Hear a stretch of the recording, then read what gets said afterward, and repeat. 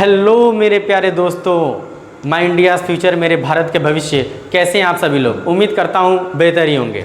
आज फिर आया हूं आपके सामने एक नया इंटरेस्टिंग और काफ़ी इजी लैंग्वेज में नेक्स्ट लेक्चर लेके। हम सीख रहे थे बायोलॉजी का बेसिक्स। अगर जो बच्चे साइंस सीख नहीं पाते हैं, बायोलॉजी सीख नहीं पाते हैं, तो मैं कोशिश करूंगा कि इसको आसान भाषा में आपको सिखाया जाए।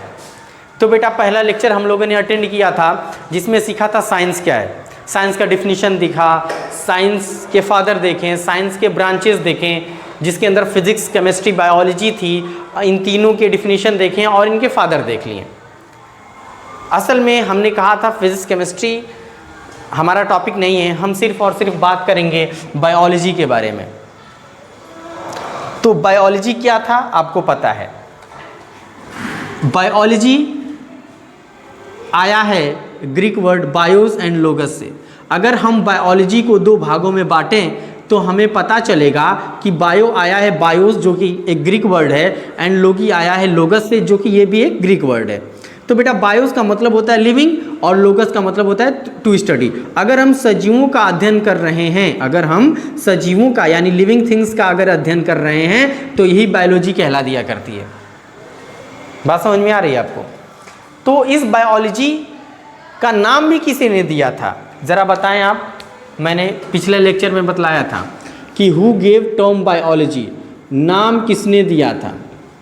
टर्म मतलब होता है बेटा नाम। बायोलॉजी का नाम किसने दिए थे? कौन दिया था? Lamarck and Treviranus. लेमार्क और ट्रेविरेनस ने 1802 ईस्वी में बायोलॉजी नाम दे दिया था। बायोलॉजी के ब्रांचेस भी हमारे पास हैं, शाखा। बायोलॉजी के दो ब्रांचेस हैं, एक है जूलॉजी, एक है बॉटनी। जूलॉजी को हिंदी में कहते हैं जंतु विज्ञान, बॉटनी को हिंदी में कहते हैं बेटा वनस्पति विज्ञान। तो ये जो जूलॉजी है, जूलॉजी में हम अध्ययन करते हैं किसका? जंतुओं का। हम अध्ययन करते हैं जंतुओं का यानी हम animals, study of animals. We can say that study of animals.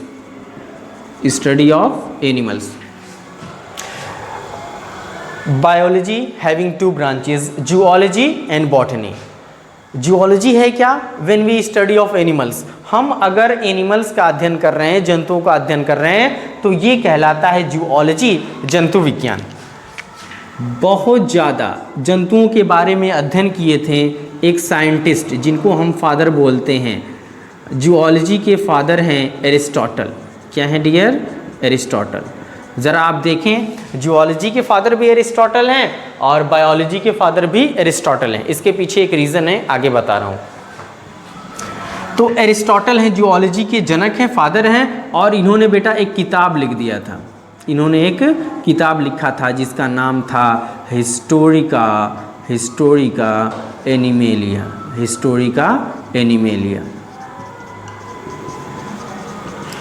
And हम बात करें बॉटनी की, तो बॉटनी है क्या? स्पेशली हम अगर अध्ययन करते हैं, अगर स्टडी करते हैं पादपों का, पादप यानी पेड़ पौधों का, प्लांट्स का, पादपों का अध्ययन करना ही बॉटनी कहला दिया करता है। हम कह सकते हैं स्टडी ऑफ प्लांट्स। दुनिया के जितने भी पेड़ पौधे हैं डियर, किसमें स्टडी करेंगे, किसमें अध्ययन करेंगे? बॉटनी में। तो बॉटनी के जनक की बात करें तो इनके जनक हैं थियोफ्रेस्टस। कौन है? थियोफ्रेस्टस। आपको जान के हैरानी होगी कि एरिस्टोटल ये एक अध्यापक थे, थियोफ्रेस्टस इनके शिष्य थे। अध्यापक शिष्य दोनों ने काफ़ी महारत हासिल किया। थियोफ्रेस्टस जनक थे बॉटनी के, इन्होंने भी एक किताब लिख दिया था। जाहिर सी बात है, जो साइंटिस्ट जिसके बारे में ज़्यादा नॉलेज रखेगा, ज़्यादा जानकारी होगी, वो उस पर बुक लिख देगा। तो थियोफ्रेस्टस ने जो बुक लिखा था उसका नाम था हिस्टोरिया प्लांटेरम। क्या डियर था? Historia plantarum. ये आपका बेसिक्स रहा बायोलॉजी का। ये चीज़ें पता रहनी चाहिए कि जो जीव विज्ञान है, जिसको इंग्लिश में बायोलॉजी कहते हैं, इसको हम दो भागों में तोड़ के देखें तो बायो आया है बायो से, जो एक ग्रीक वर्ड है। लोगी आया है लोगस से, जो कि एक ग्रीक वर्ड है। बायोस का मतलब होता है लिविंग, लोगस का मतलब होता है टू स्टडी। अगर हम लिविंग की स्टडी कर रहे हैं तो यही बायोलॉजी कहला दिया करता है। बायोलॉजी के दो ब्रांचेस हैं, जूलॉजी और बॉटनी। जूलॉजी को हिंदी में कहते हैं जंतु विज्ञान। ये क्या कहलाता है? अगर हम जंतुओं का अध्ययन करते हैं तो ये जूलॉजी कहला देता है। जूलॉजी के जनक हैं एरिस्टोटल। एरिस्टोटल ने किताब लिखा था हिस्टोरिका एनिमेलिया करके। इन्होंने एनिमल्स के बारे में स्टडी किया था एरिस्टोटल ने, इसीलिए इन्होंने एनिमल पे बुक लिखा, हिस्टोरिका एनिमेलिया। बॉटनी की अगर हम बात करें तो बॉटनी है क्या? अगर हम पेड़ पौधे के बारे में अध्ययन कर रहे हैं तो ये बॉटनी है, वनस्पति विज्ञान है। इनके जनक है थियोफ्रेस्टस। थियोफ्रेस्टस ने एक किताब लिखा था हिस्टोरिका प्लांटेरम। आप मुझे एक बात बताएं कि मैं कहा था कि आगे लेक्चर में बताऊंगा, बायोलॉजी के फादर एरिस्टोटल है एज वेल एज जूलॉजी के फादर भी एरिस्टोटल है। What is the reason behind it? Reason क्या है? रीज़न ये है कि आप मुझे बताएं कि ये जो एक प्लांट्स है और ये एक जो एनिमल्स है, ये एक पादप है और ये एक जंतु है, किसका अध्ययन करना आसान है और किसका बहुत जटिल है? किसका स्टडी करना बहुत सिंपल है और किसकी स्टडी करना बहुत कॉम्प्लेक्स है? तो मैक्सिमम लोगों का जवाब होगा सर जंतुओं का आसानी से हम अध्ययन कर लेंगे। नहीं, इट्स रॉन्ग आंसर। आप प्लांट्स की स्टडी बहुत सिंपल वे में कर लेंगे। क्या है? रूट है, स्टेम है, लीफ है, xylem, phloem, parenchyma, collenchyma, sclerenchyma, meristematic tissue, permanent tissue, यही सब प्लांट में देखते हैं। लेकिन हम जंतु की बात करें तो इनका स्टडी करना काफ़ी कॉम्प्लेक्स है, काफ़ी जटिल है। Why? You know very well, हमारे पास सेंस ऑर्गन है जिनके बारे में समझना बहुत ही मुश्किल होता है। यहाँ तक कि देख सकते हैं एनिमल्स में, हम लोगों में अलग अलग डॉक्टर बनाए जाते हैं, आँख के, कान के, नाक के, गाल के, फेफड़े के, लीवर के, किडनी के, स्किन्स के, हमारे ब्रेन के। हाँ, हर अलग अलग कैटेगरी के जो है डॉक्टर हैं ह्यूमंस के लिए। सिर्फ सोच लें, एक जंतु को समझने के लिए, एक ह्यूमन बीइंग को समझने के लिए अलग अलग डॉक्टर्स बनाए गए हैं।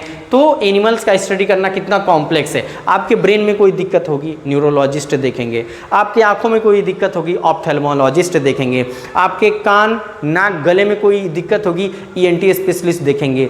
आपके फेफड़े में कोई दिक्कत होगी, पल्मोनोलॉजिस्ट देखेंगे। आपके लीवर में कोई दिक्कत होगी तो हिपेटोलॉजिस्ट देखेंगे। आपके पेट में कोई दिक्कत होगी, गैस्ट्रोएंटरोलॉजिस्ट देखेंगे। आपके स्किन में कोई दिक्कत होगी, डर्मेटोलॉजिस्ट देखेंगे। आपके कोई ह्यूमंस, कोई फीमेल से रिलेटेड प्रॉब्लम्स होगी, गायनेकोलॉजिस्ट देखेंगे। आपकी हड्डियों से रिलेटेड प्रॉब्लम होगी, ऑस्टियोलॉजिस्ट देखेंगे।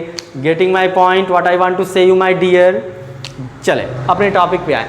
तो हम ये कहना चाहते थे कि अगर हम एरिस्टोटल को फादर ऑफ बायोलॉजी और एरिस्टोटल को फादर ऑफ जियोलॉजी क्यों कहते हैं, मात्र रीज़न यही है कि एनिमल्स के बारे में ज़्यादा जानकारी एरिस्टोटल ने रखा था।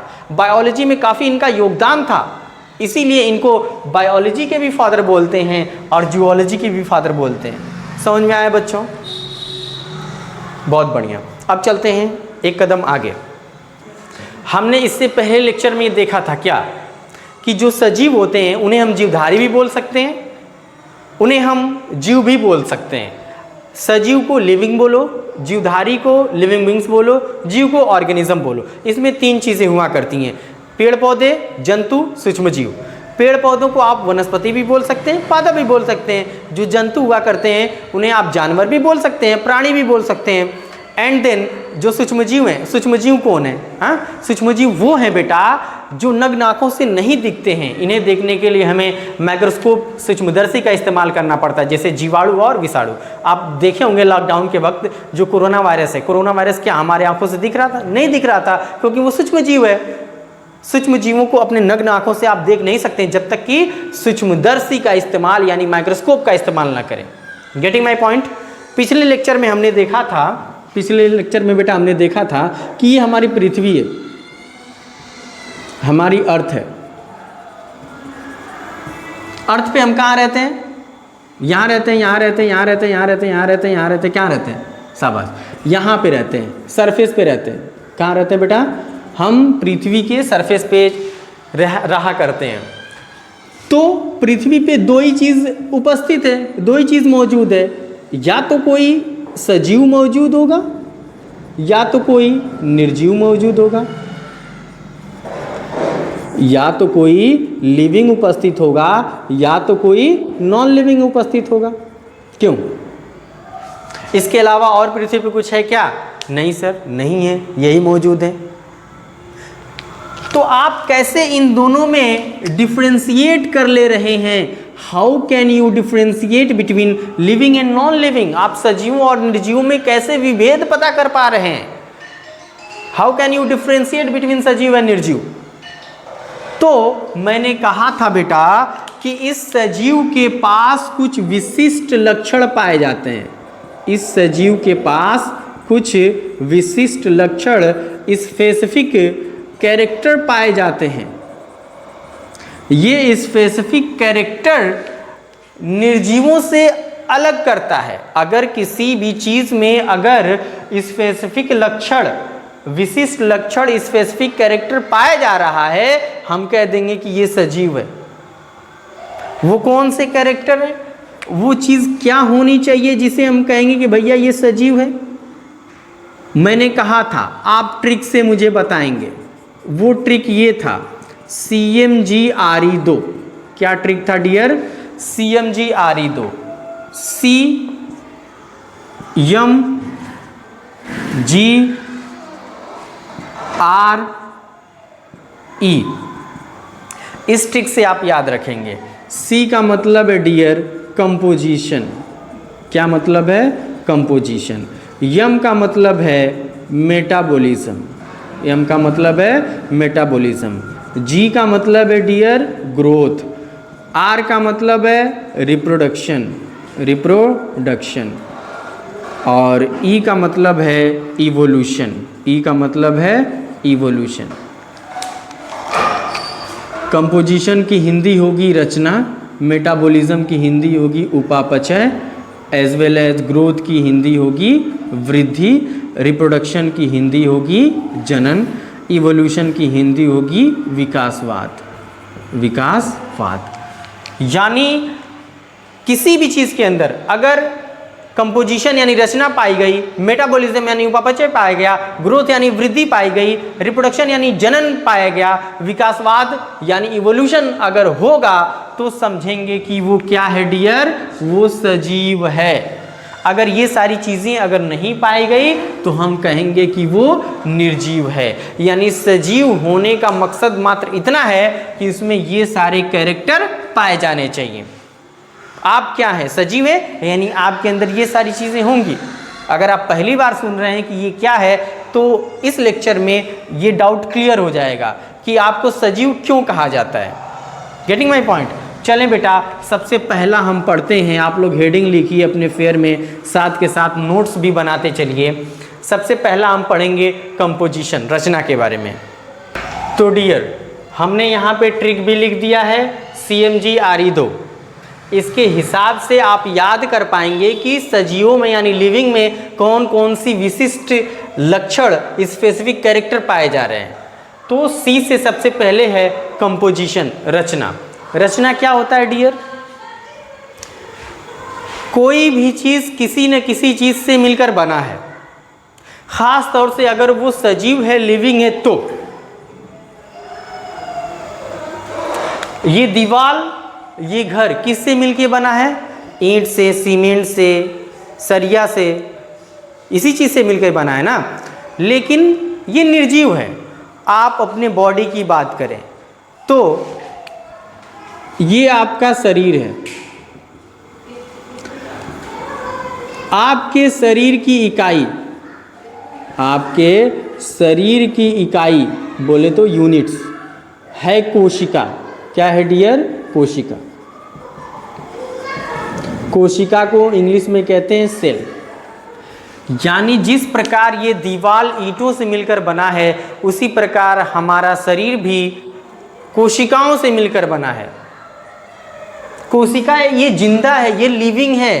क्यों जिंदा है आगे लेक्चर में बताऊंगा। अभी फिलहाल मात्र इतना समझिए कि हमारा बॉडी, हमारे बॉडी की यूनिट है कोशिका, जिसे इंग्लिश में कहते हैं सेल। जिस प्रकार एक दीवार की इकाई है ईंट, इकाई क्यों बोलते हैं? क्योंकि ईंट प्लस ईंट प्लस ईंट प्लस ईंट प्लस मिला तो दीवार बना। उसी प्रकार हमारे बॉडी के अंदर कोशिका प्लस कोशिका प्लस कोशिका प्लस कोशिका मिली तो हमारा शरीर बन गया। क्या ईंट को ऐसे देख सकते हैं आप बाहर से? नहीं। उसी प्रकार हमारे बॉडी के अंदर सेल को भी आप नहीं देख सकते। ये सेल कोशिका इतनी छोटी है, इसे देखने के लिए सूक्ष्मदर्शी माइक्रोस्कोप का इस्तेमाल करना पड़ेगा।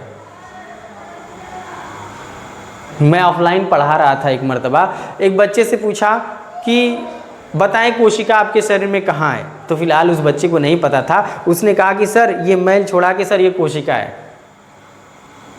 तो बेटा भूत मैल, वो डस्ट है आपके स्किन पे पड़ा हुआ है, वो कोशिका थोड़ी ना है। थोड़ा माइंड लगाओ तुम लोग। हमारे शरीर की इकाई है कोशिका। कोशिका प्लस कोशिका प्लस कोशिका मिला तो हमारा शरीर बना। लेकिन कोशिका इतनी छोटी हुआ करती है कि हम इसे अपने नग्न आंखों से नहीं देख सकते। इसे भी देखने के लिए हमें सूक्ष्मदर्शी का इस्तेमाल करना पड़ेगा, माइक्रोस्कोप का इस्तेमाल करना पड़ेगा। यानी हमारी बॉडी की जो रचना है वो कोशिका है। बेटा जितने भी सजीव हैं, याद रखना, अगर उनका शरीर अगर हम देखें तो उनकी रचना जो है वो कोशिका से ही मिलकर बनी होगी, तभी वो जिंदा है। Without cell there is no existence of life. कोशिका के बगैर जीवन संभव ही नहीं है। ये मार्कर, ये बोर्ड, ये फैन, ये दीवार, ये नॉन लिविंग, ये निर्जीव क्यों है? क्योंकि वो कोशिका यानी सेल से नहीं मिलकर बने। हम लिविंग हैं। अमीबा, पैरामीशियम, यूग्लिना, पोरिफेरा से लेके सिलेंटेटा से लेके Chordata onward, fish, amphibia, reptile, bird, mammals. Plants में भी देखें, Thallophyta, bryophyta, pteridophyta, gymnosperm, angiosperm, ये सब के सब लिविंग हैं। क्यों? क्योंकि उनकी बॉडी एनिमल है तो एनिमल सेल से, प्लांट है तो प्लांट सेल से मिलकर जरूर बनी होती है। यानी उनकी रचना कोशिका से मिलकर बनी है, उनका शरीर कोशिका से मिलकर बना है, तभी वो लिविंग है। Getting my point? चलें आए इसको और इलोबरेट करते हैं। मैंने कहा कि कोशिका इतनी छोटी है, कोशिका बहुत ही छोटी है। इन्हें देखने के लिए हमें किसका इस्तेमाल करना पड़ेगा बेटा? सूक्ष्मदर्शी का इस्तेमाल करना पड़ेगा। ये इतना छोटा है। ये जो कोशिका इतना छोटा दिख रहा है छोटा, लेकिन इसके काम बहुत बड़े बड़े हैं। इसके बगैर हमारा जीवन सरवाइव ही नहीं कर सकता। बेटा हमें जिंदा रहने के लिए क्या ज़रूरी है? हम बेटा जिंदा रहने के लिए हम श्वसन करेंगे, हम जिंदा रहने के लिए पाचन करेंगे, हम जिंदा रहने के लिए उत्सर्जन करेंगे। हैं? श्वसन, पाचन, उत्सर्जन, यानी एक तरीके से हमारे बॉडी में होने वाले सभी कार्यों को हम उपापचय क्रिया बोल दिया करते हैं। यानी हमें जिंदा रहने के लिए उपापचय क्रियाएं हमें करनी होंगी, तो वो उपापचय क्रियाएं इसी कोशिका के अंदर चलता है। चाहे वो श्वसन हो, पाचन हो, उत्सर्जन, सारी चीजें कोशिकाएं के अंदर हुआ करती हैं।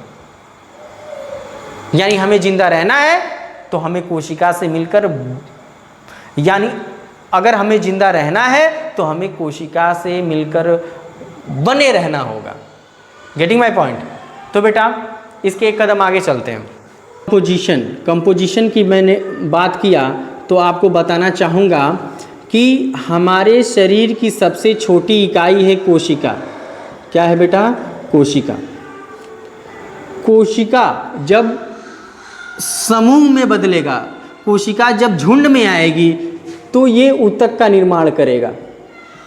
ऊतक का समूह जब ये भी झुंड में आएगा तो अंग का निर्माण करेगा। अंग भी समूह में जब आएगा, अंगों का जब झुंड मिलेगा तो अंग तंत्र बनेगा। अंग तंत्र बनेगा। अंग तंत्र का भी जब समूह आएगा, जब इसका भी झुंड बनेगा तो ये अंग तंत्र अल्टीमेटली शरीर का निर्माण करेगी, हमारे शरीर का निर्माण करेगी। ये जैसे ये एक शरीर का निर्माण हो गया। कोशिका को इंग्लिश में कहेंगे सेल, ऊतक को इंग्लिश में कहेंगे टिश्यू, अंग को इंग्लिश में कहेंगे ऑर्गन, अंग तंत्र को इंग्लिश में कहेंगे डियर, ऑर्गन सिस्टम एंड शरीर को इंग्लिश में कहेंगे बॉडी। तो हमारे बॉडी की कंपोजिशन क्या रही? मैं कंपोजिशन को समझाना चाहता हूँ। मैंने कहा there is no existence of life if cell is not present. अगर कोशिका नहीं मौजूद है तो जीवन है ही नहीं। अगर आप जिंदा हैं यानी आपके शरीर में कोशिका उपस्थित है। Getting my point? तो डियर, हमारे शरीर में सबसे छोटी इकाई है कोशिका। कोशिकाओं का समूह मिलेगा, ऊतक बनेगा, ऊतक का समूह मिलेगा, अंग बनेगा, अंग का समूह मिलेगा, अंग तंत्र बनेगा, अंग तंत्र का समूह मिलेगा, शरीर बनेगा। कोशिका को इंग्लिश से कहते हैं सेल, ऊतक को टिश्यू, अंग को ऑर्गन, अंग तंत्र को ऑर्गन सिस्टम, शरीर को बॉडी, है ना। तो इस तरीके से हमारे बॉडी की रचना बनी हुई है। इस तरीके से हमारे बॉडी की रचना बनी हुई है। अगर इसको आप याद करना चाहते हैं कि बीच में कोई स्किप ना हो जाए तो इससे याद कर सकते हैं, इस ट्रिक से, कि जो ईंट होता है, ईंट प्लस ईंट प्लस ईंट प्लस ईंट प्लस मिलेगा तो ये दीवार बनेगा। एक दीवार, दो दीवार, तीन दीवार, चार दीवार मिलेगा तो एक रूम बनेगा। एक रूम, दो रूम, तीन रूम बनेगा तो एक बेटा घर बन जाएगा। और खूब बड़ा घर होगा तो हवेली बन जाएगी।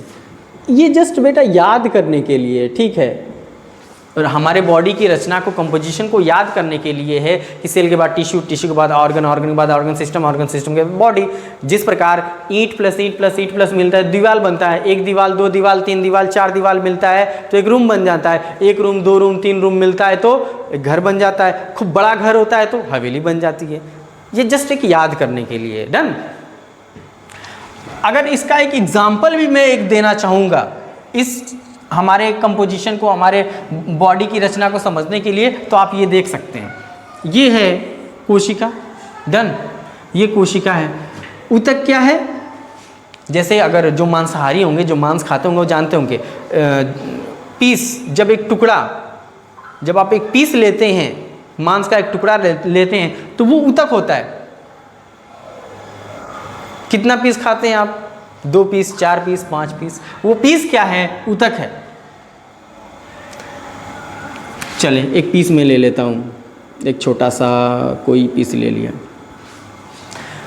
इस छोटे से गोश्त के टुकड़े में डियर लाखों की तादाद में कोशिकाएं मौजूद होती हैं। इस स्मॉल पीस ऑफ टिश्यूज में लाखों सेल्स मौजूद हैं। अब पीस पीस पीस पीस खूब ढेर सारे गोश्त का टुकड़ा मिलेगा तो एक मैं एग्जांपल ले लेता हूँ, एक ऑर्गन बन जाएगा लीवर। देखिए उदाहरण बता रहा हूँ। लीवर हिंदी में कहते हैं इसको यकृत। खूब ढेर सारे पीस मिलेंगे तो लीवर बनेगा। लीवर हो गया, स्टमक हो गया, इंटेस्टाइन हो गया, मतलब हमारे पास बहुत सारे ऑर्गन्स हैं। हमारे पास किडनीज़ हो गए, हार्ट हो गए, बहुत सारे गोश्त के एक एक पीस मिले हैं, टुकड़े मिले हैं तो अंग बना है। ठीक। अब अंग का जब समूह एक साथ आएगा तो अंग तंत्र बनाएगा। इसका भी उदाहरण देखें आप। इसका भी उदाहरण, जैसे एक अंग तंत्र की हम बात करें, ऑर्गन सिस्टम की, तो डाइजेस्टिव सिस्टम की बात करें। डाइजेस्टिव सिस्टम, इस सिस्टम में क्या है? इस सिस्टम में ये है बेटा कि हमारे पास माउथ आ जाएगा, ये भी एक अंग है। हमारे पास ये एक फूड पाइप आ जाएगा, इस फूड पाइप को हम कहते हैं ओजोफेगस, ये भी एक ऑर्गन ही है।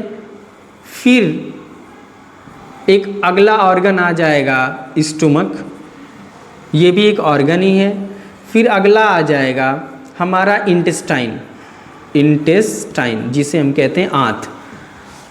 फिर इधर हमारा आ जाएगा लीवर, लीवर। इसके नीचे स्टोमक के नीचे हो जाएगा पैंक्रियाज। यानी डाइजेस्टिव सिस्टम की अगर हम बात करें तो माउथ एक ऑर्गन है, फूड पाइप एक ऑर्गन है, लीवर एक ऑर्गन है, स्टोमक एक ऑर्गन, इंटेस्टाइन एक ऑर्गन है। द ग्रुप ऑफ ऑर्गन अगर मिले हैं तो ऑर्गन सिस्टम बन गया है। उस ऑर्गन सिस्टम का नाम क्या डियर? Digestive system. हिंदी में कहते हैं इसको पाचन तंत्र, हिंदी में कहते हैं पाचन तंत्र। अब खूब ढेर सारे तंत्र मिलेंगे तो हमारा शरीर बन जाएगा। जैसे जैसे अभी आपने एक एग्जाम्पल देखा पाचन तंत्र के बारे में, पाचन तंत्र के बारे में। एक और एग्जाम्पल देख लीजिए श्वसन तंत्र, जिससे आप सांस वगैरह लेते हैं। एक और देख लीजिए परिसंचरण तंत्र, परिसंचरण तंत्र।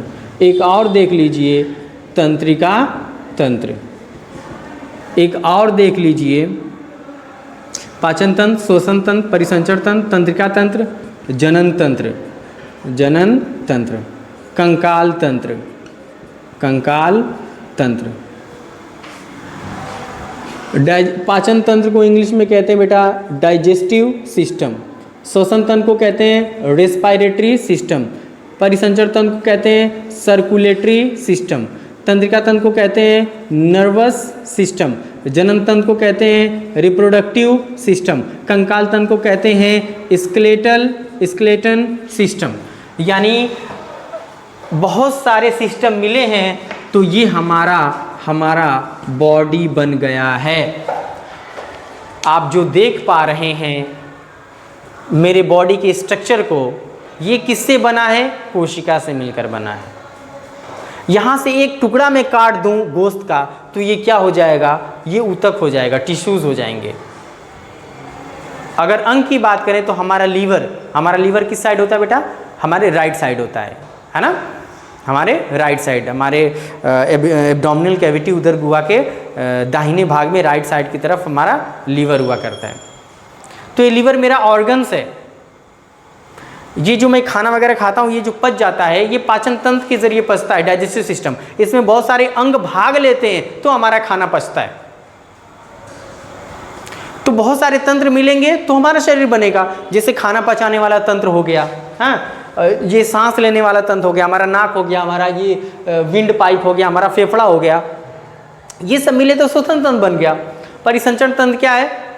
इसी के कारण तो हमारा ब्लड सर्कुलेट करता है। हमारा हार्ट हो गया, ब्लड वेजल्स हो गया, ब्लड वेजल्स में ब्लड फ्लो कर रहा है कि नहीं? तंत्रिका तंत्र मैंने आपको टच किया, आपको महसूस हो गया, ये भी एक तंत्र है। जनन तंत्र, एक जीव अपने जैसा संतान उत्पन्न कर जाए, ये जनन तंत्र के अंतर्गत आता है।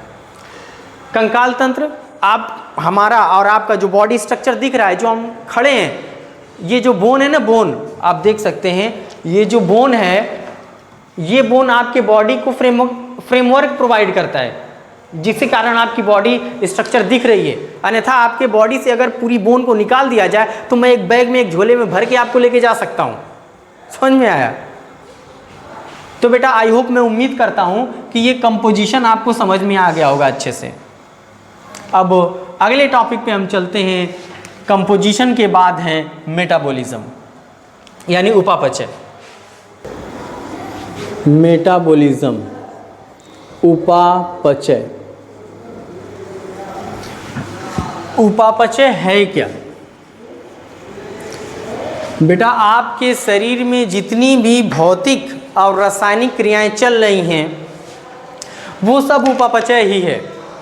All physical and chemical process occurs in our body is called metabolism। हम इसको लिख सकते हैं कि हमारे शरीर में जितनी भी भौतिक एवं रासायनिक क्रियाएं चल रही हैं, भौतिक एवं रासायनिक क्रियाएं चल रही हैं, वो उपापचय कहलाता है।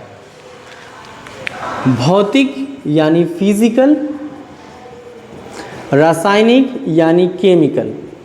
All physical and chemical process occurs in our body is called metabolism. Sir इसका मतलब क्या है? बेटा मैं यहाँ लिखवा रहा हूँ आपको, बोल पा रहा हूँ, चल पा रहा हूँ, हिल पा रहा हूँ, डुल पा रहा हूँ, पल के झपका पा रहा हूँ, मुंडी मेरी इधर से उधर हो पा रही है, ये सब भौतिक प्रक्रिया है, भौतिक क्रिया है, फिजिकल प्रोसेस है। रासायनिक क्या है?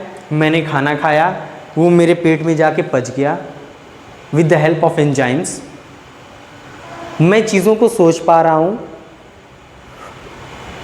मेरा ब्लड सर्कुलेट कर रहा है, मेरे किडनी से कुछ हार्मोन्स निकल रहे हैं, मेरे अंदर स्पर्म बन रहे हैं, महिलाओं के अंदर ओवम बन रहे हैं। तो ये सारी चीज़ें केमिकल है, ये रासायनिक प्रक्रिया कहलाएगी। तो भौतिक और रासायनिक प्रक्रिया आपके शरीर में हमेशा 24 घंटे चलती रहा करती हैं। और ये भी मैं बताना चाहूँगा कि देयर इज नो एक्सेप्शन, उपापचय का कोई अपवाद है ही नहीं। अगर कोई भी सजीव अगर है बेटा, अगर कोई भी लिविंग है तो उसके अंदर उपापचय चलेगा ही चलेगा, विदाउट एनी एक्सेप्शन, तभी वो जिंदा है। अगर उपापचय चलना बंद हो जाए मर जाएगा। फॉर एग्जाम्पल, आप ही को अगर मैं किसी कमरे में बंद कर दूं 3-4 दिन के लिए, तो आपकी हालत क्या होगी? सर हम बहुत सुस्त हो जाएंगे, हम चल तक नहीं पाएंगे। क्यों? क्योंकि आपने खाना नहीं खाया, आपकी मेटाबॉलिक प्रोसेस स्लो हो रही है। अगर 2 दिन और बंद कर दो तो टपक जाएंगे आप। क्यों? क्योंकि आपके बॉडी के अंदर उपापचय चलना जरूरी है। अगर इस दुनिया में कोई भी सजीव है, चाहे वो पेड़ पौधों हैं, चाहे वो जानवर हों, इन दोनों के अंदर, दोनों को जिंदा रहने के लिए, सरवाइव करने के लिए मेटाबॉलिज्म की ज़रूरत पड़ेगी। समझ में आ रहा है? तो ये जो मेटाबॉलिज्म है बेटा, मेटाबॉलिज्म है, इसको थोड़ा और इलोबरेट करें तो हमें पता चलेगा मेटाबॉलिज्म 2 टाइप का है। एक है कैटाबॉलिज्म, कैटाबॉलिक भी बोल सकते हैं, इसको बोलेंगे एनाबॉलिज्म। एनाबॉलिज्म, मेटाबॉलिज्म 2 प्रकार का होता है, कैटाबॉलिज्म, एनाबॉलिज्म। कैटाबॉलिज्म ये एक ब्रेकडाउन रिएक्शन है। ये क्या होता है इसमें? ये एक क्या है बेटा? Breakdown reaction. ब्रेकडाउन रिएक्शन वो होता है जिसमें कोई चीज़ टूट रही होती है। जैसे ये एक बड़ा चीज़ है, ये एक बड़ी चीज़ छोटी छोटी चीज़ों में टूट रही है, तो ये कैटाबॉलिज्म कहलाएगा। फॉर एग्जाम्पल मैं देना चाहूँगा आपको डाइजेशन। डाइजेशन जिसको हिंदी में कहते हैं बेटा पाचन। पाचन में क्या होता है कि जो आप फूड के थ्रू प्रोटीन लेते हैं, जो आप फूड के थ्रू कार्बोहाइड्रेट लेते हैं, जो आप फूड के थ्रू लिपिड को लेते हैं, तो प्रोटीन टूटेगा अमीनो एसिड्स में। किस में टूटेगा डियर? अमीनो एसिड में। कार्बोहाइड्रेट टूटेगा शुगर में, बहुत ढेर सारे शुगरों में टूट जाता है। लिपिड टूटेगा फैटी एसिड में। यानी यहाँ प्रोटीन अमीनो एसिड में, कार्बोहाइड्रेट शुगर में, लिपिड फैटी एसिड में, यहाँ टूट रहा है, तो ये एक कैटाबॉलिक प्रोसेस कहलाएगा। एनाबॉलिज्म क्या है?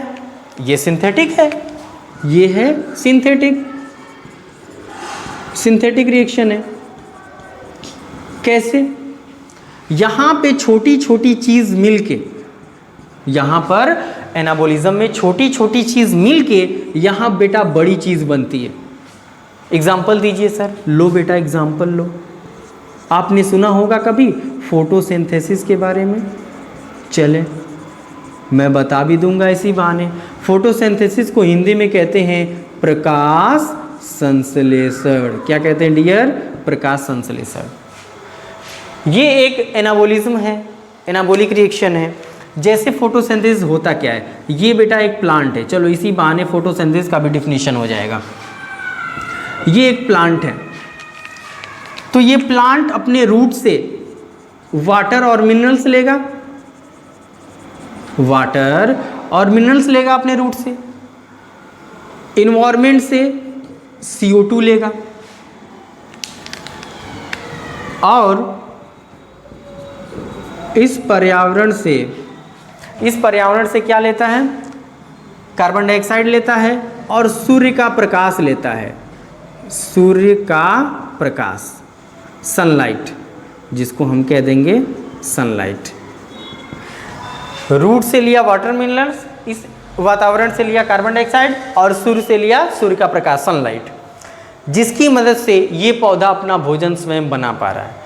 बेटा मैंने कहा कि मेटाबॉलिज्म में कैटाबॉलिज्म है, एनाबॉलिज्म है। एनाबॉलिज्म एक सिंथेटिक रिएक्शन है, यानी एक संश्लेषित प्रक्रिया है। यहाँ पर चीज़ें बन रही होती है, जैसे छोटी छोटी चीज़ मिलकर एक बड़ी चीज़ बना रही है। उसका एग्जाम्पल मैंने बताया फोटोसिंथेसिस। फोटोसिंथेसिस में होता क्या है, जो एक प्लांट होता है ये छोटी छोटी चीज़ों को लेकर, जैसे वाटर को लेके, कार्बन डाइऑक्साइड को लेके, सनलाइट को लेकर, और पत्तियों में मौजूद पर्णहरिम क्लोरोफिल की मदद से, किसकी मदद से डियर? क्लोरोफिल की मदद से ये पौधे अपना भोजन स्वयं बना लेते हैं। इसी प्रक्रिया को हम प्रकाश संश्लेषण का नाम देते हैं। आप केमिकल रिएक्शन आगे पढ़ेंगे फोटोसिंथेसिस का, वो केमिकल रिएक्शन रहेगा आपका, यहीं पे मैं ड्रॉ कर देता हूं। जैसे कार्बन डाइऑक्साइड लिया वातावरण से प्लांट, वाटर और मिनरल्स लिया, सनलाइट लिया, लीफ में, पत्तियों में मौजूद है बेटा क्लोरोफिल। ये छोटी छोटी चीज मिलकर बन जाएगा C6H12O6, ग्लूकोज बन जाएगा, स्टार्च बन जाएगा। ये जो मैंने रिएक्शन लिखा है, ये रिएक्शन मैंने लिखा है प्रकाश संश्लेषण का। किसका लिखा है डियर? प्रकाश संश्लेषण का। आप देख पा रहे हैं यहाँ carbon dioxide, water, sunlight, chlorophyll, ये छोटी छोटी चीज़ मिलकर एक बड़ी चीज़ ग्लूकोज बन गई है। ये एक एनाबॉलिज्म यानी सिंथेटिक रिएक्शन कहलाएगी। तो आई होप, मैं उम्मीद करता हूँ कि उपापचय आपको डेफिनेटली समझ में आ गया होगा, और इसके दो पार्ट भी समझ में आ गए होंगे, कैटाबॉलिज्म, एनाबॉलिज्म। अब हमारे ये C भी हो गया, कंपोजिशन, मेटाबॉलिज्म भी हो गया। अब हम पढ़ेंगे ग्रोथ के बारे में। तीसरा है हमारा ग्रोथ, जिसे हम हिंदी में कहते हैं वृद्धि। वृद्धि है क्या? Increase in mass and increase in number, there are twin character of growth. अगर द्रव्यमान में या संख्या में वृद्धि हो रही है, बढ़ोतरी हो रही है, तो इसी को हम कहते हैं वृद्धि। क्या बोलेंगे बेटा? Increase in mass and increase in number, there are twin character of growth. द्रव्यमान में अगर बढ़ोतरी हो रही है या संख्या में बढ़ोतरी हो रही है, तो यही वृद्धि कहला दिया करता है। जैसे आप जब पैदा हुए तो कितने बड़े थे? इतू सा थे, है कि नहीं? आपका वजन कितना था? 300-350 किलो? नहीं, 3 किलो या 4 किलो के रहे होंगे आप। स्पेशली बच्चे जो है जब पैदा होते हैं 2 किलो के ऊपर ही रहना चाहिए। अगर 2 किलो से नीचे हैं तो प्रॉब्लम क्रिएट हो जाती है। तो आप 3 किलो या 3.5 या 4 किलो के रहे होंगे। अब इस वक्त आपकी जो वेट है वो 45, 50, 55 होगी। अगर हम जीवाणुओं के केस में देखें, यानी आपका द्रव्यमान बढ़ गया, ये भी वृद्धि के अंतर्गत आएगा। अगर जीवाणुओं के केस में हम देखें तो उनमें वृद्धि होती है। एक कोशिका से 2, 2 से 4, 4 से 8, 8 16, उनमें नंबरिंग बढ़ रही है, उनकी तादाद बढ़ रही है, तो ये भी वृद्धि के अंतर्गत आएगा।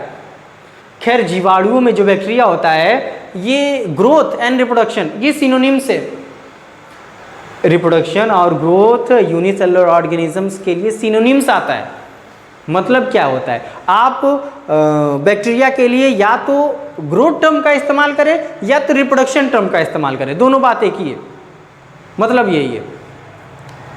तो एनसीईआरटी में अब तो सिलेबस से हटा दिया गया है। एनसीईआरटी में लिखा हुआ था कि non living things can also grow, निर्जीव चीज़ें भी वृद्धि किया करती हैं। अब तो फिलहाल सिलेबस से हट गया है, आप पुरानी एनसीईआरटी में देख पाएंगे।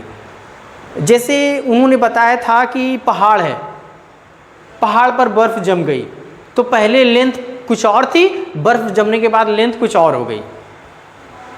तो इसका एग्जाम्पल एनसीईआरटी में लिखा हुआ था। जैसे रेत के टीले हैं, उस पर कूड़े कचरे आ गए या उस पर मिट्टी आ गई, बालू आ गया, तो वो टीला बढ़ जाएगा। जैसे आप गांव देहातों में घूर जानते होंगे, जहाँ कूड़ा फेंका जाता है, कूड़ा फेंकते फेंकते फेंकते फेंकते कूड़ा बढ़ जाता है। वो एनसीईआरटी ने लिखा हुआ था non living things can also grow, लेकिन ये भी आगे लिखा था but only external, only external. हम लोग के अंदर लिविंग थिंग्स के अंदर अगर ग्रोथ होती है तो वो अंदर से इंटरनली ग्रोथ होती है। फॉर एग्जाम्पल, अगर मैं मोटा हो गया, पेट निकल गया मेरा, तो क्या मैं 2-3 किलो मांस पेट पे चिपकाऊंगा? नहीं ना, मैं अंदर से बढ़ूंगा ना। यानी लिविंग थिंग्स के अंदर से ग्रोथ होती है।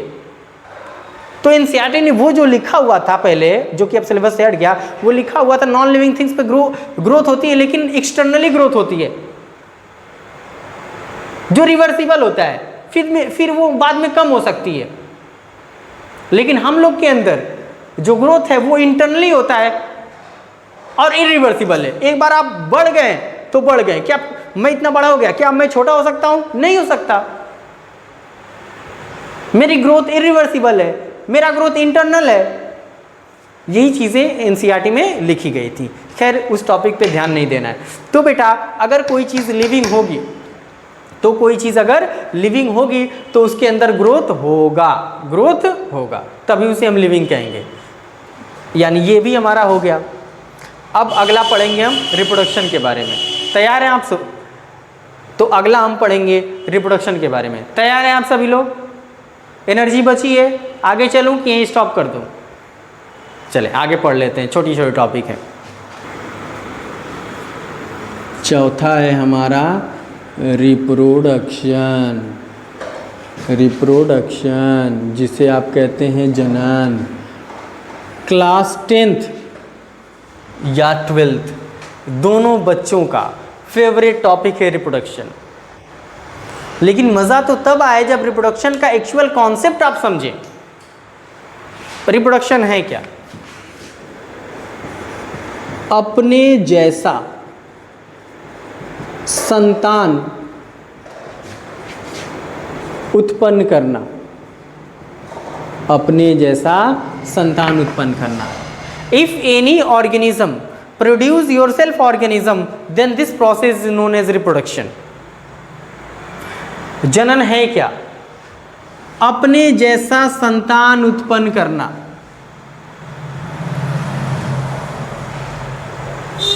आप एक सवाल मुझे बताएं कि इस पृथ्वी पर मानव प्रजाति अभी भी बची हुई है। क्यों? वो तो हम लोग की उम्र कितनी है? 70, 80, 90, 100 साल मान लो। 100 साल के बाद से ये पृथ्वी पर मानव प्रजाति खत्म हो जानी चाहिए थी। क्यों नहीं खत्म हुई? इसका मात्र रीज़न ये है कि हम मरने से पहले अपने जैसा संतान उत्पन्न कर जाते हैं। अगर कोई सजीव चाहता है कि इस पृथ्वी पर उसकी निरंतरता लगातार बनी रहे, उसकी प्रजाति की एग्जिस्टेंस इस पृथ्वी पे बनी रहे, तो उसको जनन करना होगा। मरने से पहले अपने जैसा संतान उत्पन्न करना होगा, तभी उसकी प्रजाति बनी रहेगी, अन्यथा वो विलुप्त हो जाएगा, एक्सटिंक्ट हो जाएगा। तो जनन का मतलब समझ में आया? जनन का मतलब क्या था? क्या था बेटा?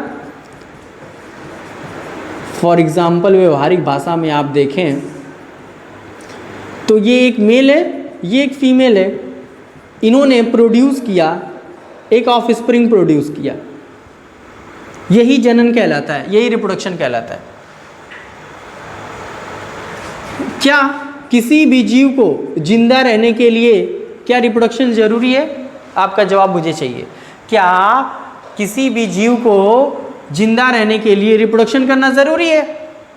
आंसर जाएगा no, it is not essential for survive of life. जनन जरूरी नहीं है जिंदा रहने के लिए। ये किसके लिए ज़रूरी है? अपनी प्रजाति को पृथ्वी पे बनाए रखने के लिए ज़रूरी है, जिंदा रहने के लिए ज़रूरी नहीं है। नहीं तो आप अपने इर्द गिर्द, अपने बहुत सारे स्टार्स, अपने इर्द गिर्द देखा होगा आपने, बहुत सारे ऐसे लोग हैं जो अविवाहित हैं, अनमैरिड हैं, जिन्होंने अभी तक शादियाँ नहीं की, तो क्या वो जिंदा नहीं है? जिंदा हैं। यानी ये प्रूफ है कि जिंदा रहने के लिए जनन जरूरी नहीं है। तो जनन को और थोड़ा इलोबरेट करते हैं बेटा, और इलोबरेट करते हैं जनन है क्या।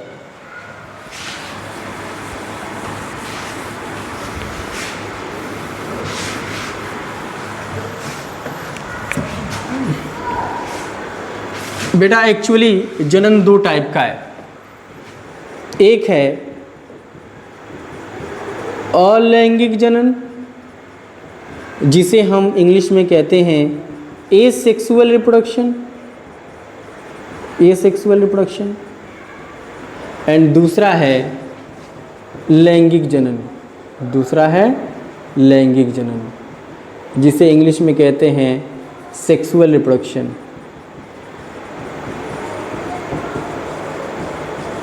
Sexual reproduction. इन दोनों में डिफरेंस देखते हैं। आपने सुना होगा अमीबा के बारे में, सुना बेटा? अमीबा जब डिवाइड करता है तो इसका पहले बीज का केंद्रक विभाजित करता है। केंद्रक विभाजित करने के बाद इसका कोशिका द्रव्य संकुचित करता है, कॉन्ट्रैक्ट करता है। उसके बाद एक अमीबा से दो अमीबा बन जाती है, एक अमीबा से दो अमीबा बन जाता है। यहाँ पर क्या देखने को मिला? आपको कुछ चीज़ें देखने को मिलेंगी अलैंगिक जनन में। यहाँ पर only one parent, participation of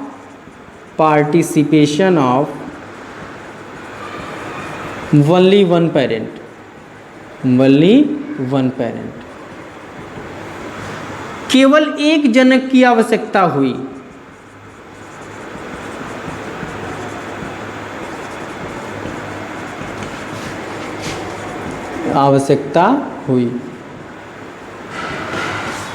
इसमें मेल फीमेल आया? नहीं आया। नर मादा आया? नहीं ना आया। कि केवल एक ही पेरेंट से दो ऑफस्प्रिंग, दो संतान बन गया। क्या बन गया बेटा? दो संतान, जिसे हम इंग्लिश में ऑफस्प्रिंग बोल सकते हैं, या डॉटर सेल बोल सकते हैं, या प्रोजेनी बोल सकते हैं। पहली चीज़ ये देखने को मिली। दूसरी चीज़ क्या देखने को मिली? Not involvement of gamete, not involvement of gamete, यानी यहाँ युग्मक की भागीदारी नहीं हुई, यहाँ युग्मक नहीं बनते, यहाँ युग्मक नहीं। There is not formation of gamete inside the asexual reproduction, यहाँ युग्मकों का निर्माण नहीं हुआ करता। अब जाहिर सी बात है, युग्मक का निर्माण नहीं होगा तो वेरिएशन इज नॉट अकर्स। हम कह सकते हैं वेरिएशन इज नॉट अकर्स, यानी विभिन्नता नहीं हो पाई जाएगी, विभिन्नता नहीं पाई जाएगी, विभिन्नता नहीं पाई जाएगी। तीन चीज़ें याद रखनी है। Participation of only one parent, here not involvement of gamete, and variation is not occurs. अब गैमीट ही नहीं बना तो वेरिएशन कहाँ से आएंगे? समझ में आ रहा है बात? तो ये तीन बातें एसेक्सुअल रिप्रोडक्शन में याद रखना। Generally asexual reproduction lower organism, निम्न जीव किया करते हैं सामान्यतः। लैंगिक जनन की बात करें तो लैंगिक जनन में आप देखेंगे कि एक होता है मेल एंड सेकेंड होता है फीमेल, नर और मादा। मेल के पास होता है बेटा टेस्टिस, जिसको हिंदी में कहते हैं वृषण। फीमेल के पास होता है ओवरी, जिसको हिंदी में कहते हैं अंडाशय, जिसे हिंदी में कहते हैं अंडाशय। वृषण अपना युग्मक बनाएगा जिसका नाम है शुक्राणु, इंग्लिश में कहते हैं शुक्राणु को स्पर्म। अंडाशय भी अपना युग्मक बनाएगी जिसको हिंदी में कहते हैं अंडाणु, इंग्लिश में कहते हैं बेटा ओवम। लैंगिक जनन में आप देख सकते हैं एक नर का इन्वॉल्वमेंट हुआ और एक मादा का इन्वॉल्वमेंट हुआ, जिनके पास अपना अपना गोनेट्स, अपना अपना जनन है, वृषण और अंडाशय। वृषण बनाता है शुक्राणु और अंडाशय बनाता है अंडाणु। जब शुक्राणु अंडाणु ये दोनों मिलते हैं तो इस प्रोसेस को कहते हैं निषेचन। क्या बोलते हैं बेटा? निषेचन, इंग्लिश में फर्टिलाइजेशन। फर्टिलाइजेशन, फर्टिलाइजेशन के बाद निर्माण होता है युग्मनज का। युग्मनज को इंग्लिश में कहते हैं जाइगोट। अब जाइगोट में पुनः परिवर्धन होगा, पुनः परिवर्धन यानी डेवलपमेंट होगा। जब जाइगोट में डेवलपमेंट होगा तो 9 मंथ बाद ये डेवलपमेंट कन्वर्ट कर देगा न्यूबॉर्न बेबी, एक शिशु में कन्वर्ट हो जाएगा। युग्मनज किस में कन्वर्ट हो गया? एक शिशु में कन्वर्ट हो गया। तो यही लैंगिक जनन होता है। तो लैंगिक जनन यानी सेक्सुअल रिप्रोडक्शन में आपको क्या याद रखना है? इसका जस्ट उल्टा आप कर दें लैंगिक जनन में। क्या उल्टा करेंगे? यहाँ पर आप लिखेंगे participation of 2 parent, male and female. Second क्या उल्टा करना है? नॉट इन्वॉल्वमेंट ऑफ गैमीट है एसेक्सुअल रिप्रोडक्शन में, यहाँ कहेंगे involvement of gamete. Involvement of gamete, यहाँ देख सॉरी एसेक्सुअल रिप्रोडक्शन में यहाँ है not involvement of gamete. Sexual reproduction में इन्वॉल्वमेंट ऑफ गैमीट हो जाएगा। यहाँ है वेरिएशन इज नॉट अकर्स, इधर हो जाएगा variation is occurs because gamete is form. यहाँ युग्मक बनते हैं इसीलिए यहाँ विभिन्नता देखने को मिलती है। इसका जस्ट अपोजिट करना है। अभी मैं यहाँ पे ड्रॉ कर दूँ participation of 2 parent, participation of 2 parents and involvement of gamete, यानी युग्मक बनते हैं। अब जब युग्मक बनेंगे तो जाहिर सी बात है वेरिएशन होगा and variation will occurs, variation will occurs. इसका जस्ट अपोजिट आपको याद रखने हैं। आने वाले लेक्चर में मैं बताऊंगा कि जो भी सेक्सुअल रिप्रोडक्शन किया करता है तो उसके अंदर गैमीट बनेगा। गैमीट बनेगा तो क्रॉसिंग ओवर होगा, क्रॉसिंग ओवर होगा तो वेरिएशन होगा, अगर वेरिएशन होगा तो इवोल्यूशन होगा। इन हिंदी में अगर हम देखें तो जो भी लैंगिक जनन करेगा उसके अंदर युग्मक तो बनेगा, युग्मक बनेगा तो जीन विनिमय होगा, जीन विनिमय होगा तो विभिन्नता नजर आएगी, विभिन्नता नजर आएगी तो विकासवाद नजर आएगा। यानी आप कह सकते हैं कि जो जीव जनन करते हैं, जो भी अगर जनन करेगा तो उसे हम सजीव कहेंगे। यानी हमारा ये टॉपिक भी हो गया रिप्रोडक्शन। अगर जो बच्चे इसको इंग्लिश में समझना चाहेंगे तो मैं बताना चाहूँगा उनको reproduction. What is reproduction? Reproduction, if any organism produce yourself organism then this process known as reproduction. It is a 2 type, asexual reproduction and sexual reproduction. Inside the asexual reproduction, only one parent cell is involved. You can see here clearly, only one parent cell. Here is not male and female, only one parent body can divide into 2 daughter cell, या offspring या progeny. Their progeny look like their parents. Then here we says that it is a clone. What is clone? Clone found inside the asexual reproduction. It means if any organism morphologically and genetically similar, then this is called clone. Clone only found in asexual reproduction, not in sexual reproduction. Clone, it means Xerox. It is only found inside the asexual reproduction. Inside this, only participation of only one parent and not involvement of gamete, and also variation is not occurs. But you can see on the another hand, inside the sexual reproduction, two parent cell is involved, two parent body, two parent is involved, male and female. Male have their gonads which is called testes, and female have their gonads which is called ovary. Testes form sperm and ovary form ovum. When sperm and ovum fuse together, then this process is known as fertilization. After the fertilization, zygote will be formed.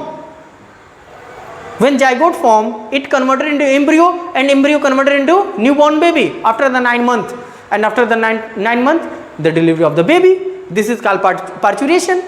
Getting my point? And second is involvement of gamete, and variation will occurs. You know very well, if any parent produce their progeny, then progeny look like their parents, but not the same as their parents. What is this? This is a variation. If variation occurs, then evolution will be happened. If variation occurs, then evolution will be happened. Then हमारा बेटा ये reproduction भी topic समाप्त हो गई. अब हम पढ़ेंगे इवोल्यूशन. इवोल्यूशन बहुत छोटी सी टॉपिक है, आप इसको देख लें, आपका पूरा बेस स्ट्रांग हो जाएगा. अल्टीमेटली इस लेक्चर को हम समाप्त करने वाले. इवोल्यूशन बस 2-3 मिनट का टॉपिक है. डन. नेक्स्ट टॉपिक है इवोल्यूशन. इवोल्यूशन इसको हिंदी में कहते हैं बेटा विकासवाद. विकासवाद. विकासवाद है क्या? इसे अगर हम समझें तो एक शब्द में समझ सकते हैं, change with time. Change with time, समय के साथ बदलाव. समय के साथ बदलाव. एक उदाहरण देखिए. हमारे पूर्वज कौन थे? जवाब आएगा सर बंदर. नहीं, हमारे पूर्वज बंदर नहीं थे. हमारे पूर्वज बंदर जैसे दिखते थे. They look like monkey. We are not monkeys. हमारे एंसेस्टर मंकी नहीं थे, मंकी जैसे दिखते थे. हाँ, तो सर क्या हुआ बेटा? हमारे जो पूर्वज थे बंदरों की तरह दिखते थे, लेकिन वो लैंगिक जनन किया करते थे. अभी मैंने बताया जो लैंगिक जनन करेगा उसके अंदर युग्मक बनेगा. युग्मक बनेगा तो विभिन्नता नजर आएगी. विभिन्नता नजर आएगी तो विकासवाद होगा.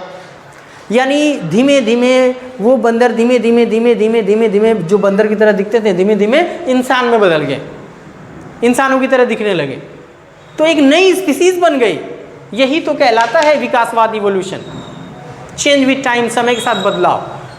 और ये ऐसा नहीं कि सडन हो जाए, ना ना ना, ये सडन नहीं होगा. इसको होने में लाखों करोड़ों वर्ष लग जाते हैं. ये अचानक में नहीं होता है इवोल्यूशन. लाखों करोड़ों वर्ष लगते हैं बेटा. इवोल्यूशन क्या है? चेंज विथ टाइम, समय के साथ बदलाव. तो अभी मैंने बताया कि जो भी सेक्सुअल रिप्रोडक्शन करेगा, जो भी सेक्सुअल रिप्रोडक्शन बेटा करेगा उसके अंदर गैमीट पाया जाएगा. अगर गैमीट पाया गया तो उनके अंदर बेटा होगा क्रॉसिंग ओवर. क्या होगा? Crossing over. अगर क्रॉसिंग ओवर है, अगर हुआ है तो जाहिर सी बात है वेरिएशन नज़र आएगी. यानी हम अपने माँ बाप से कुछ अलग दिखते हैं, इसी को हम वेरिएशन कहते हैं, विभिन्नता कहते हैं. अगर वेरिएशन नज़र आ गई तो कुछ समय बाद होते होते थोड़ा मोड़ा चेंजेस होते होते होते होते इवोल्यूशन को जन्म दे देगा, यानी नई स्पीसीज बना देगा. मुझे एक चीज़ याद आ रही है. एक साइंटिस्ट थे जिन्होंने इवोल्यूशन के बारे में बताया, जो हम क्लास 12 में पढ़ेंगे, जिनका नाम था थियोडोर डॉब्झिन्स्की. उनका कहना था nothing in biology makes sense accept in the light of evolution. मतलब बायोलॉजी में कुछ भी मायने नहीं रखता सिवाय इवोल्यूशन के नज़रिए से. अगर हम इवोल्यूशन जान गए तो बायोलॉजी जान गए. मैं आपके सामने as a biology teacher, as a biology faculty खड़ा हूं. क्यों? क्योंकि मुझे पता है इवोल्यूशन. बायोलॉजी में जिसको इवोल्यूशन पता है उसको पूरी बायोलॉजी पता है, जिसको इवोल्यूशन नहीं पता उसको बायोलॉजी में कुछ भी नहीं आता। तो nothing in biology make sense accept in the light of evolution. Getting my point. अब बेटा ये दो लेक्चर में हमने बायोलॉजी का बेसिक क्लियर कर दिया है। इसमें किसी भी बच्चे को कोई डाउट हो, कोई समस्या हो तो आप कमेंट सेक्शन में ज़रूर बताइएगा। और अब फर्दर मैं 9th, 10th, 11th, 12th का बारी बारी लेक्चर्स आपके सामने लेके आऊँगा, UP board as well as CBSE board दोनों। सो बेटा इसी के साथ हमारा लेक्चर कंप्लीट होता है। उम्मीद करता हूँ आपको बेहतर तरीके से समझ में आया होगा। सो बेटा wish you all the best for your bright and prosperous life. Thanks a lot.